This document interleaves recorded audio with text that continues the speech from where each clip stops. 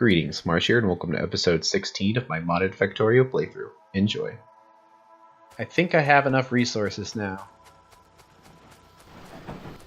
Well, I was like, I might regret it though, by getting rid of all this stuff and hooking up the machines, because I want to see these belts full of product.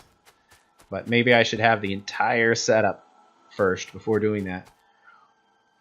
So the last thing we need to do is turning the ingots into plates, and you should do it at a separate location from this. And the reason is because more advanced recipes use various combinations of ingots to produce the metals that you're used to. So if you just go straight from iron ingot into plate, you'll lose out, or at least you won't have the infrastructure set up for ingot combining later on. So you want to leave some space. How much space is a good question. I think probably like starting right here seems like a good deal. Just there. And I will move these poles up here and go straight across to give us some more space. Let's see, I think get rid of that. Well, kind of. There we go. Let's put this crosswise one down here. Yeah, and then I can get rid of all this.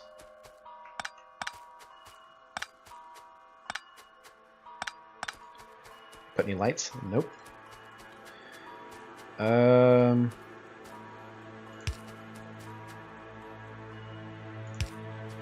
So in total, the ratio to blast furnace is 1 blast furnace to 2 induction furnaces to 6 casting machines. So since we already have the blast furnaces, that means we need 2 more induction furnaces and 6 casting machines. And usually I would recommend your setup be oriented around the biggest machine in your setup. So like down here, it's set up this way because the ore sorting facility is the largest building, and as a result it shows you the minimum size that your setup must be. So everything else should be based around mushing as many of these ore sorting facilities as you can together.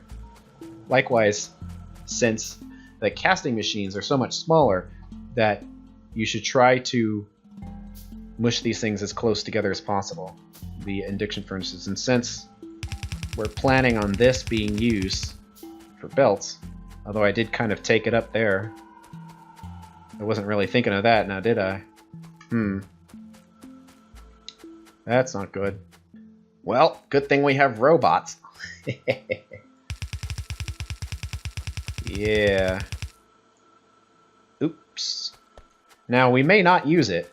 It's just we have a total of 8 products that need to make it down there, so I want to make sure we have room for all 8 products. Alright, but luckily we have blueprints. This is actually the huge thing that you use blueprints for. And that is moving things around when you messed up. Yeah. Keep. Now the question is, do they disassemble? I'm not sure. They may not. I'll pick those up to clear those out. Even with standard robots, it makes it a lot easier if you pick up all the items before you ask them to disassemble something, because they have to pick up each item one at a time. Alright, let's mark this for deconstruction. I've never actually tested this with the... Let's try that. Oh, it does work. How convenient. Okay.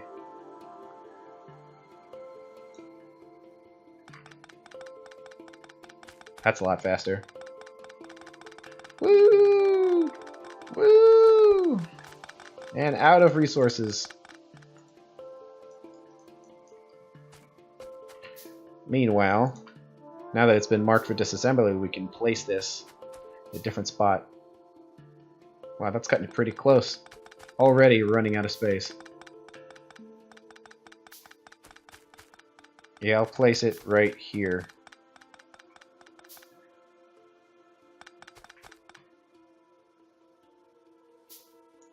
Oh. Nope, nope, nope, nope, nope, nope, nope, nope. No! Nope, wrong spot.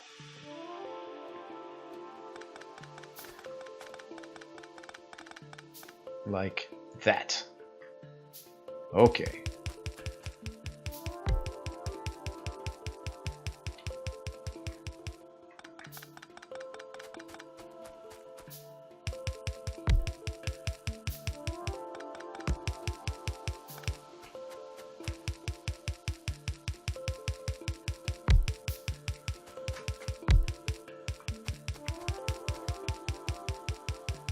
That's so awesome.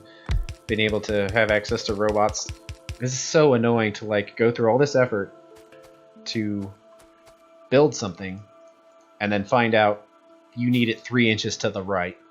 And they're like, oh man, I just put all that stuff together. Really? Come on. And man, when you can just do this, it means you can really idealize your factory. Make things exactly the way you want it, whatever the most efficient way is possible. Whatever you calculated ideal to be, you can do that.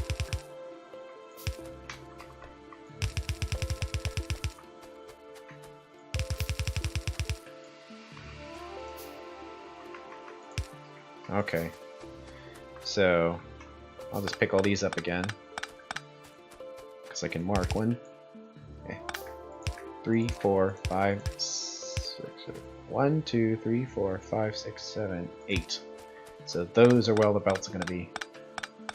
I'll leave those ones there for now. I mean, yeah, you could like move the thing over and then move it up if you want more space, but it's just nicer to have a clean line reserved.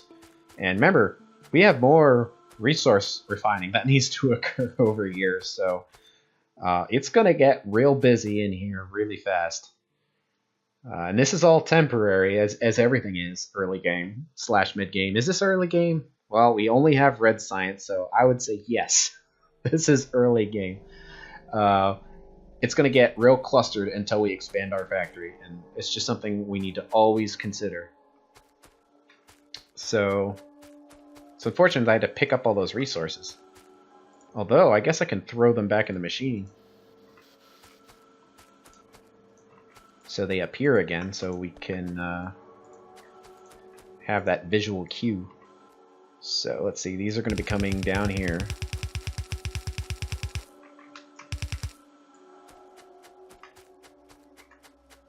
And by running them down in a straight line and then combining them here, it means you'll have lots of easy room to expand those downwards if you need to.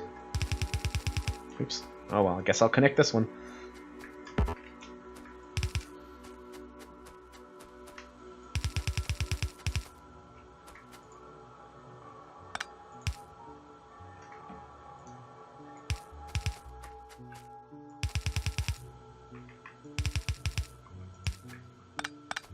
And hopefully that's enough room for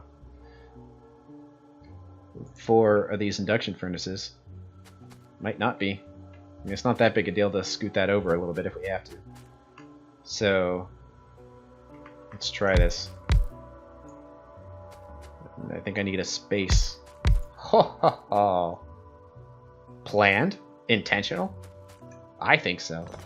Okay. Of course it wasn't put in the right spot.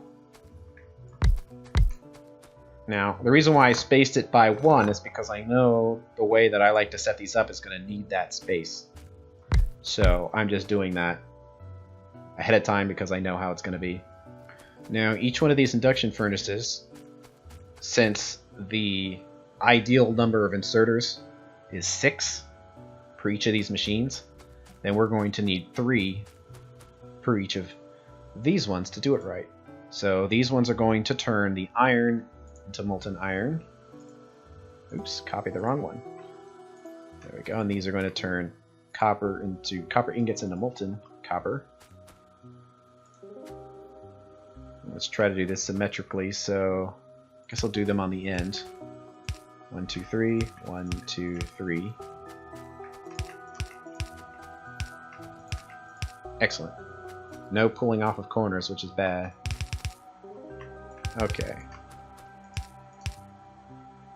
I think I explained previously, but I'm going to make copper pipes because they are small, and as I understand it, heavy products through pipes should go through small pipes, and light products should go through big pipes.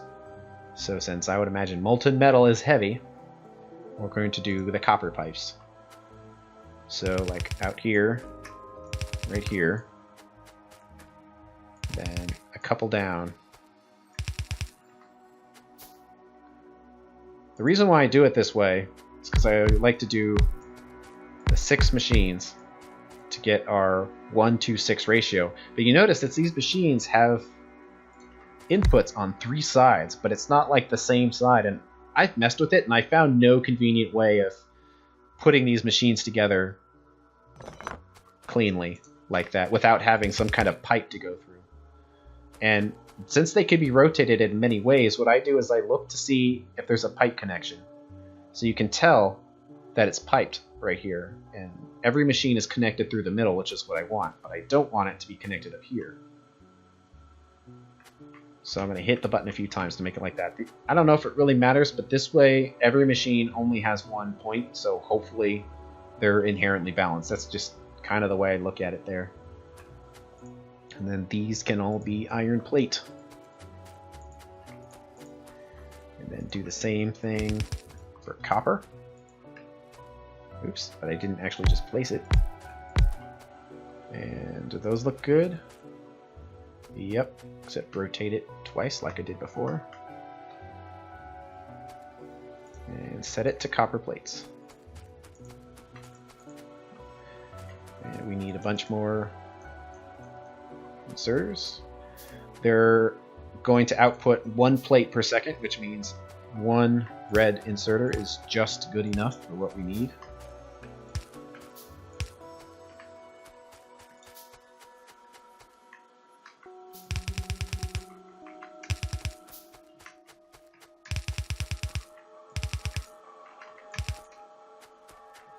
So now you can kind of see the reason why I have it shaped this exact way is because it's a perfectly repeatable pattern, each one of these.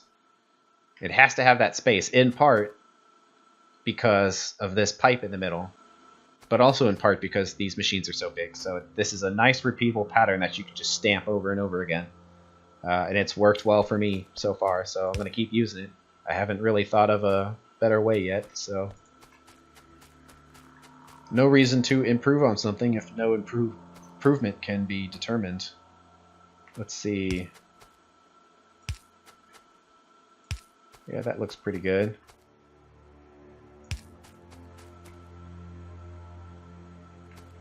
Just trying to make it look the same. Put them in the middle.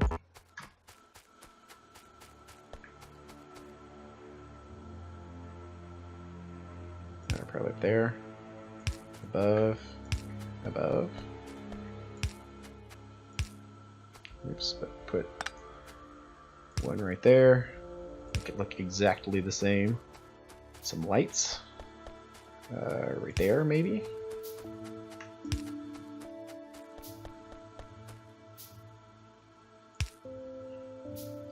Sure. And then this is the output right here. We're not quite done yet because, like when we did with stone,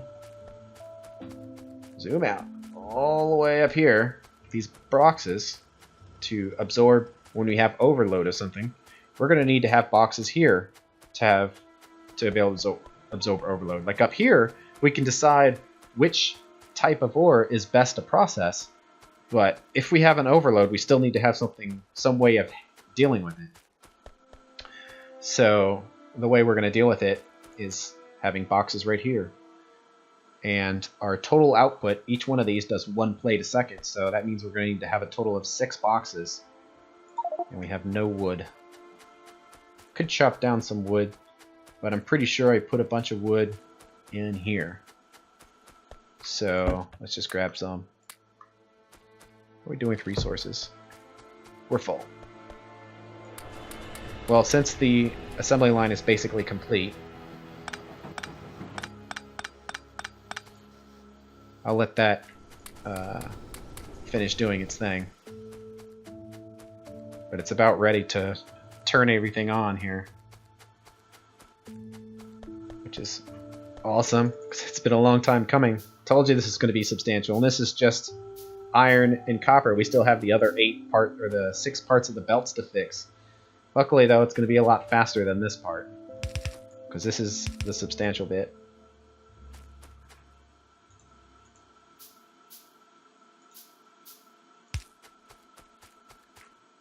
And one decision we need to make is how much are we going to store normally? Because we need to have somewhere to run to pick stuff up if we need it. I think 1 stack is probably enough. Because these machines are going to be constantly producing, but they're only going to be empty if the line is backed up, which I don't anticipate is going to be often. With the case of stone bricks, I think it's going to be fine because the line is constantly going to be backed up. Because we're just not going to be consuming that much of it. I mean, it's arguable if it should even be bust at all, but I think it should. But right here, we're actually going to need somewhere to pick up resources occasionally when we want to handcraft stuff. So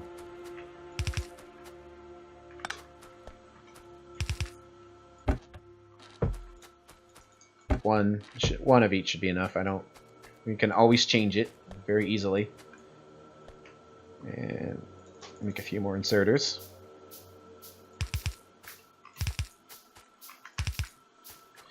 So how we would handle the overload is if we have overload of copper, for example, we can just open this up all the way and have them completely absorb all of the output of copper.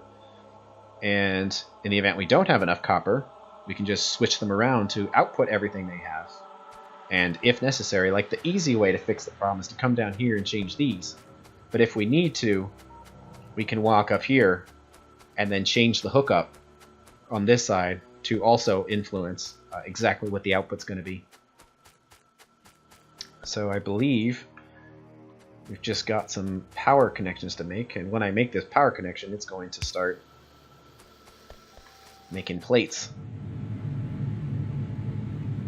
So that's melting all the ingots. And it's all green, so it's not slowing down. Sometimes it takes a little while for all these machines to even out and eventually turn green, but it looks pretty good on the surface anyway, and there's our plates. See, I like to put holes right there, and then might as well hook these up.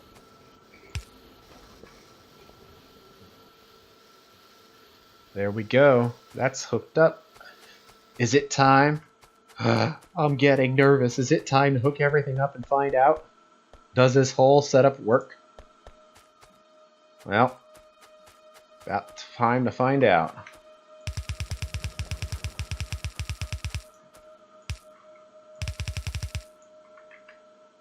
And let's see. Oh wait, this one goes down here. This one goes down here. And that goes down there. There we go. A full belt coming in. It's happening. It's happening. So that's working. These machines pick up the slag as they come by with nice, clean belt products coming out. Meanwhile, stone, crushed stone right here, complete stone right here are coming up. And then when they do, they're all going to get picked up by the boxes.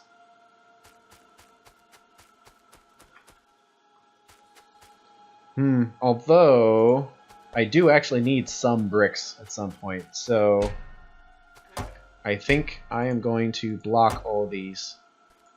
Let the crushed stone go by for now. Meanwhile, the ores made it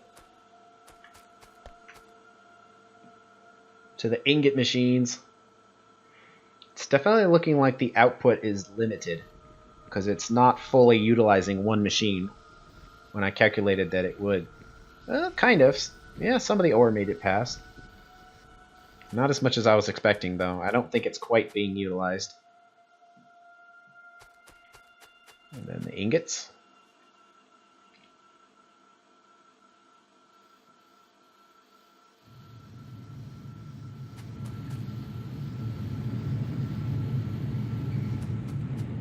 That's good. On second thought, with the stone, it's probably better that the completed stone gets bypassed.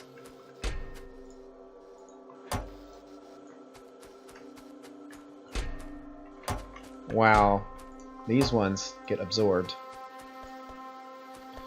Because those have already been processed, so I might as well use them.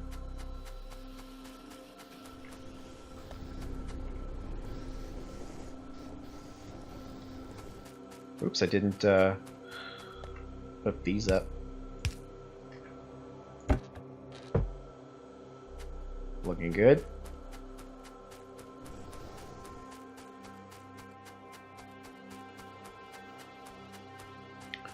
Let's see.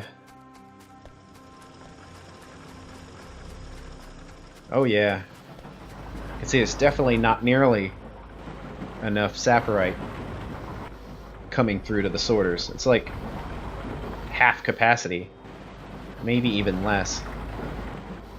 So we're gonna have to do something about that. This is a good place to end it. I will see you at the next episode.